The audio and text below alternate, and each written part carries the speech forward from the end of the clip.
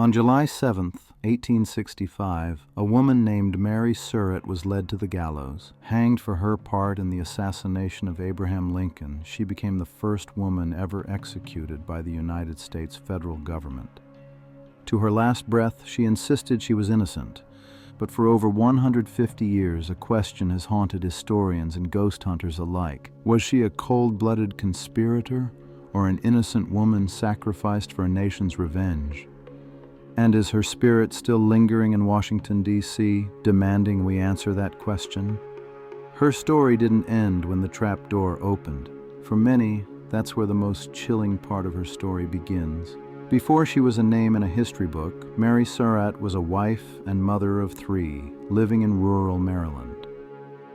She and her husband, John, ran a tavern and post office in a small town that would eventually bear their name, Surrattsville. The Surratts were Southern sympathizers, and during the Civil War, their tavern became a known safe house for Confederate spies, a place of whispers and secrets. But in 1862, John Surratt died suddenly, leaving Mary deep in debt. To support her family, she made a fateful choice. She leased the Maryland Tavern and moved to a townhouse she owned in Washington, D.C., at 604 H Street Northwest, turning it into a boarding house. Washington in the 1860s was a city on edge. The war was ending, but the air was thick with resentment.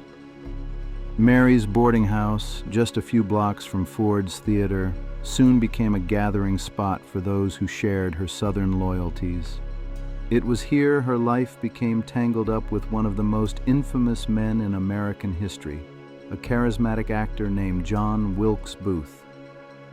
Booth was a frequent visitor, drawn in by his friendship with Mary's son, John Surratt, Jr. John Jr. was a Confederate courier, and through him, Booth found a network for a wild plot. The initial plan wasn't assassination, it was kidnapping. Booth wanted to abduct President Lincoln, take him to Richmond, and exchange him for Confederate prisoners of war. According to testimony, the planning happened right inside Mary Surratt's boarding house. Boarders later recalled seeing Booth and John Jr. huddled over maps, holding secret meetings late into the night. The question historians still argue about is, how much did Mary know?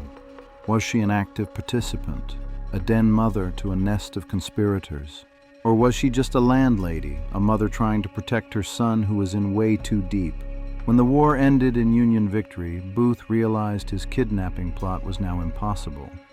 The collapse of the Confederacy twisted his scheme into a brutal plan for revenge, assassination. The targets were Lincoln, Vice President Andrew Johnson, and Secretary of State William Seward. The goal was to decapitate the U.S. government and send the country into chaos. On April 14, 1865, the day of the assassination, Booth stopped by the boarding house one last time. He spoke with Mary, who was about to travel to her old tavern in Surrattsville. According to later testimony, Booth asked her to deliver a package and a message for the tavern's tenant, John M. Lloyd. That message was to have the shooting irons, 2 carbines hidden there weeks earlier, ready for pickup that night. That night, John Wilkes Booth slipped into the presidential box at Ford's Theater and shot Abraham Lincoln in the back of the head. The president died the next morning. A massive manhunt was launched, the largest in American history at the time. As investigators scrambled to trace Booth's network, a tip led them directly to the Surratt boarding house. They arrived late on the night of April 17th. Mary denied having a close relationship with Booth, but a search of her room uncovered photos of Confederate leaders, a pistol, ammunition molds, and a picture of Booth himself hidden behind another on the mantelpiece. Just as military authorities prepared to arrest her, a knock came at the door.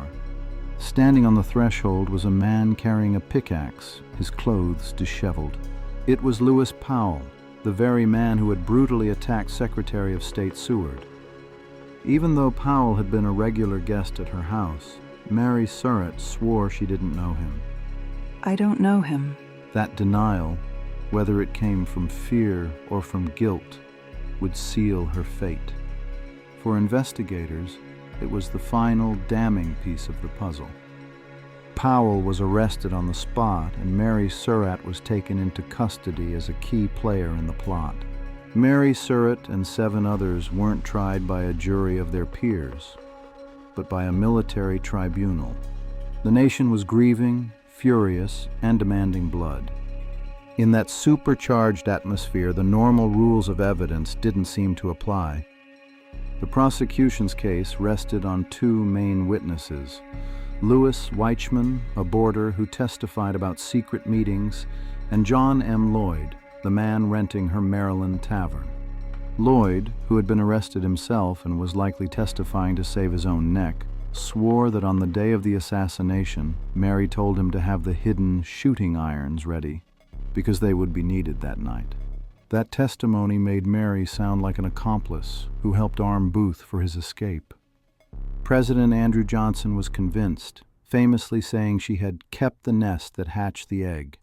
But Mary's defense told a different story. They argued that Weichman and Lloyd were liars, pressured into giving false testimony to save themselves. They argued she was a respectable widow being framed to satisfy the public's thirst for revenge. Her lawyers even challenged the trial itself, claiming that trying a civilian in a military court was unconstitutional. Even after the guilty verdict, doubts lingered. 5 of the 9 judges who convicted her signed a letter asking President Johnson to show mercy and commute her sentence to life in prison. The recommendation was sent, but Johnson later claimed he never saw it. The pardon never came. On the brutally hot afternoon of July 7, 1865, Mary Surratt was brought to the gallows. Dressed in black, she was so weak from fear that 2 soldiers had to help her walk. Please, don't let me fall. A hood was placed over her head. The noose was fitted. Moments later, the trapdoor sprang open. Mary Surratt was dead. But her story was far from over.